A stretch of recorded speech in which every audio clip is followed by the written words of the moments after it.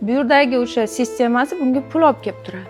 Buni bizda 99% tikuvchi bilmaydi. Ya'ni men boshqa narsa xohlayapman, shuning uchun bu narsani yopishim kerak, переделка qilishim kerak emas. Meni chiroyli ozg'in modellarga tikkim keladi, lekin klientlarim hammasi 70-razmer, men ijod qila olmayapman. Ijod qilishdan oldin davayte odamlarni o'sha og'rig'iga yengillik bergandan keyin ular o'sha mahsulotni oldida quriladi. Hamma narsa, mana ko'ylak lozim. Auditoriyam kelinlar, yechim berdik. Biza qilgan payti tayyor ko'ylak lozimlar yo'q edi sotuvda, hozir ko'p.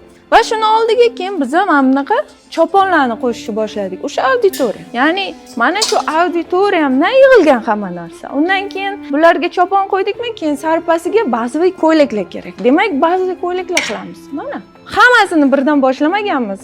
Agar bizani merosi 2013-yildan beri tarix turibdi. Agar o'sha eng zo'r motivatsiya mana shu tikuvchilarga bizani siluet merosi profilini ko'rib chiqinglar deyirmasdan. Noldan boshlangan yerda. Qanaqa qilib ishlaganmiz? 2017-yilda nima qilingan, 2018 nima? Instagramda hammasi chiroyli ko'rinadi, lekin o'sha 5 yillik davrda sizlar taniqli, chiroyli ko'ringani bilan bizda pul bo'lmagan. Undan keyin bilim olingandan keyin kelishni boshlagan hammasi. O'shaning uchun buni o'zi katta motivatsiya bo'ladi. Ya'ni biz birdaniga hamma narsani ham chiqarib ko'rganmiz, xato qilganmiz, adashganmiz, lekin yana qaytadan boshlab odamlarning og'rigiga yechim berishni boshlaganmiz. O'shandan keyin katta summalar og'riq yechim berilgandan keyin topiladi. U pulga keyin ijod qilganmiz.